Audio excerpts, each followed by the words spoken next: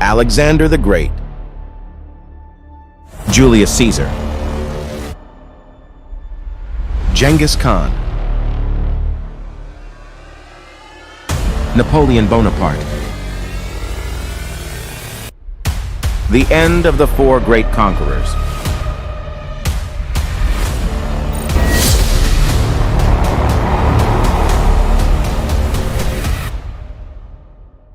Imagine a man who wept because conquering 2 million square miles was not enough for him. The glory hunter, Alexander the Great, cared only for one thing: conquering the world.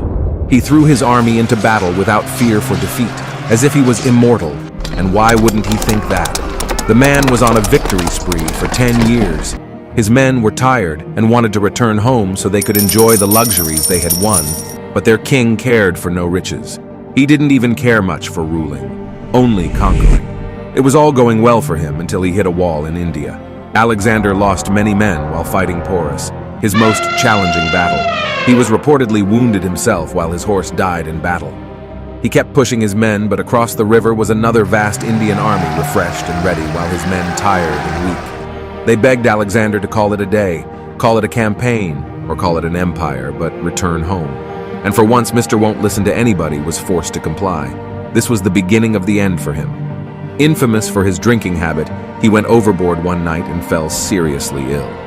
His opportunist generals quickly gathered to see their king and asked, who shall his vast empire belong to after his death? Alexander replied, to the strongest. This triggered a war between his generals, which lasted for almost 50 years. The Macedonian Empire was broken up into pieces before it even was a thing. But anyways, it was never about Macedonia in the first place. For Alexander, it was only about Alexander. He got paralyzed and was pronounced dead by physicians. Greek historians write Alexander's body didn't decompose for 6 days after his death, which proves that the warrior king was indeed a god. However, they failed to realize he wasn't dead to begin with. Modern-day scientists believe Alexander suffered from a neurological disorder which had put him in a coma. It is very possible that Alexander heard the plots of his men before he was buried alive. Next, we have the fanboy of Alexander, Gaius Julius Caesar. While Alexander wept because he had no more worlds to conquer, Caesar is reported to have burst into tears while he was reading the exploits of Alexander. He said to his men, when he was of my age, he had conquered Darius, but up to now, nothing has been accomplished by me. As his ideal was Alexander, he turned out just like him, self-obsessed and narcissistic. Once he had gained significant power as a general and statesman, he undermined the Roman Republican system and declared himself dictator perpetuo, dictator in perpetuity. He wasn't shy about it either, as he is reported to have said, if you must break the law, do it to seize power. In all other cases, observe it. Senators in Rome feared Caesar wanted to establish monarchy, which would completely erode away their authority. On March 15th, 44 BC, a group of 60 senators assassinated Caesar at the meeting of the Senate. Collectively, the group stabbed him 23 times to show how much they all loved him. The last thing Caesar saw was his own adopted son and trusted ally Marcus Brutus present among the assailants. This takes us to the medieval era. While it was mainly famous for the Crusaders, they got overshadowed by Genghis Khan, who emerged as the beast of the East. He managed to conquer twice as much land as Alexander and was determined to bring the whole world under one sword. But unlike Alexander or Caesar, he did not see himself as God or a messiah. He knew he was a tyrant and boasted openly about it in these words, "The greatest happiness is to scatter your enemy, to drive him before you, to see his cities reduced to ashes, to see those who love him shrouded in tears, and to gather into your bosom his wives and daughters." There are several accounts of his death. Rashid ul-Din writes he fell victim to the bubonic plague, while Marco Polo, the famous Italian traveler, writes that he was shot on horseback and succumbed to his wounds a few days later. Another report says he was castrated fatally by a princess of the Western Shia Empire, whom he had kept forcibly as a concubine. The reason why his death is not well documented as other conquerors is because it was meant to be a secret.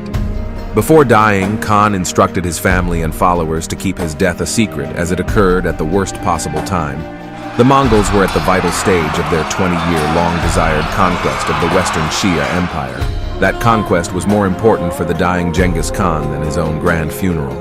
Even his corpse brought death. Khan's followers slaughtered everyone on the route where his funeral procession was carried to keep it a secret. Fast forwarding 5 centuries, perhaps the greatest conqueror to live was Napoleon Bonaparte. The transition from swords and spears to artillery had taken place, and Napoleon was an undisputed genius in this art of war. Although he became emperor in the name of defending revolutionary France, one can see his ambitions carried him far beyond.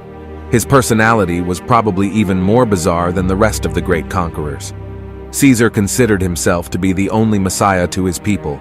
Alexander thought himself to be a god. Genghis was a tyrant steppe overlord, while Napoleon considered himself an artist of war. He is reported to have said, "I love power, but it is as an artist that I love it." To him, the battlefield was a painting, and he was an artist drawing it. His power of concentration was enormous, as was his memory for detail and facts. Once, on a campaign in 1805, one of his subordinates could not locate his division. While his aides searched through maps and papers, the emperor informed the officer of his unit's present location, where he would be for the next 3 nights, the status and resume of the unit's strength as well as the subordinate's military record. This out of an army with 7 corps, a total of 200,000 men, with all the units on the move. It was all pictured in his head. He swept victories throughout parts of Europe and the Mediterranean region with his forces moving as swiftly as the wind, only louder. However, the stakes got higher and higher, the death toll mounted, and the battles became even more blood-soaked. Eventually, he was defeated at the Battle of Waterloo in 1815 and was captured by the British forces. He was not sentenced to death since the British did not want him to die as a martyr. Instead, they house arrested him with a few of his followers in a rotten bungalow. He lived the rest of his life in constant denial of his circumstances. When he held a dinner party, men were expected to wear military dress, and women appeared in evening gowns and gems. He wanted to feel like he was still ruling. Years of isolation and loneliness took a toll on him, and he finally died on the 5th of May, 1821, making his last confession, France, the army, head of the army, Josephine. He basically expressed everything dear to him, his country, his military career, and his wife, Josephine. This was the end of the great 4 conquerors. Someone among them died due to sudden illness. Another was killed and betrayed by his own men. An arrow took the better of Genghis Khan, while the artist died in captivity.